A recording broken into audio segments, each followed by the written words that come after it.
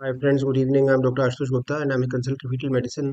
तो आज हम बात करने वाले हैं एक बहुत ही अनकॉमन कंडीशन के बारे में, which is called as a non obstructive cystic renal dysplasia.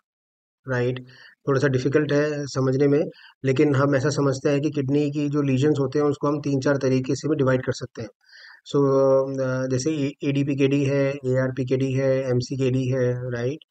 And then we can have an obstructive cystic dysplasias, right? So we can have an autosomal dominant polycystic kidney disease or an autosomal recessive polycystic kidney disease। जब kidney में बहुत सारे पानी के छल्ले बन जाते हैं, the kidney gets enlarged and irregularly placed, और honeycomb type appearance, and therefore we call it as a multicystic kidney disease। Hydronephrosis में ऐसा होता है कि एक बेसिक सा प्रेमाइस ये होता है कि ऑब्स्ट्रक्शन होने की वजह से, जिसको पूजो बोलते हैं, उसकी वजह से रीनल पेल्विस और मेजर और माइनर कैलिसियल डायलेटेशन हो जाती है, तो यूजुअली वो सनफ्लावर जैसी अपीयरेंस देता है। राइट। तो मतलब यदि जो पानी के छल्ले होते हैं, जो कैलिसियल डायलेटेशन होती है, वो रेगुलरली प्लेस्ड होती है and then they are communicating to each other. इसके अलावा भी एक होती है जिसमें कि हम ये बताते हैं कि non obstructive cystic renal dysplasia. So meaning thereby कि बेबी में जो रीनल पेल्विस है वो इतना डायलेटेड नहीं है जितना कि हम रीनल कॉर्टिकल सिस्ट्स हमको मिल रही है। तो वो मैं आज आपको दिखा देता हूँ and then we can discuss कि how we are going to manage this case. तो इसको ध्यान से देखिए।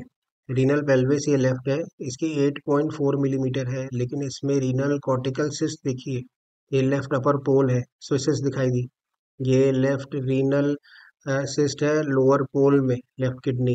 सिमिलरली ये राइट किडनी है। So both the upper and the lower poles is having microcyst in the renal parenchyma, right? So meaning thereby that the renal pelvis is not that hugely dilated that probably it can classify for an hydronephrosis. दूसरा, we are not seeing any major or minor calyceal dilatation, right? So एक new entity है which is we called as a non obstructive renal cystic dysplasia.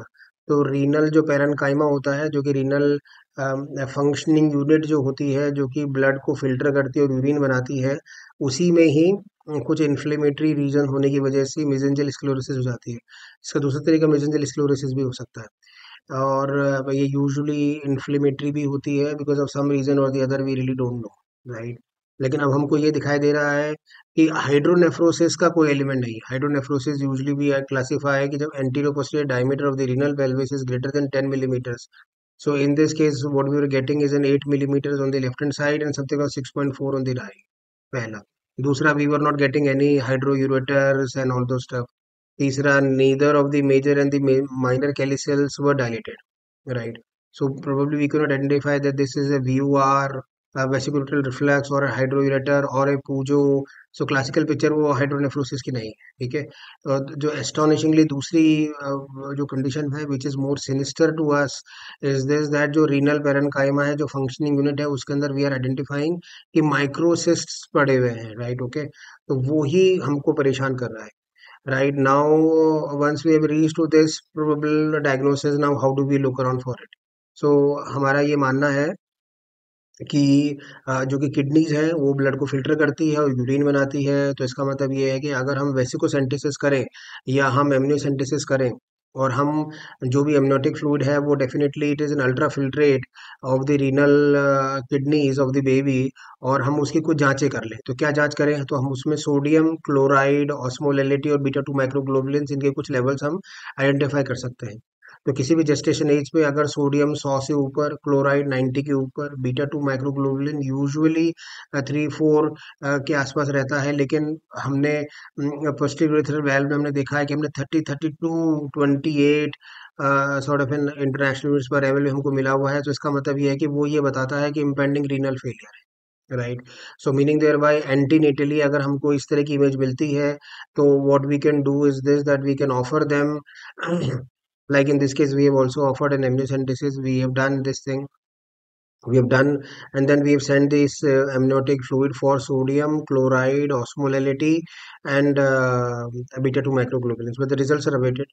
And but if the sodium is greater than 100, chloride is greater than 90, beta 2 microglobulin probably greater than 10, so probably we are identifying that this could be an impending renal failure. And since we are seeing all these things antenatally, and then the prognosis is sort of an similar would be the prognosis depending on inversely proportional, directly proportional to the level of the beta 2 microglobulins that we get right into the amniotic fluid, right? So this is how we manage. So this is a very interesting and an important case of an non-obstructive cystic renal dysplasia, in which we've identified and we could delineate that there were microcysts in both the upper and the lower poles in both the kidneys, right? Thank you very much for your patience.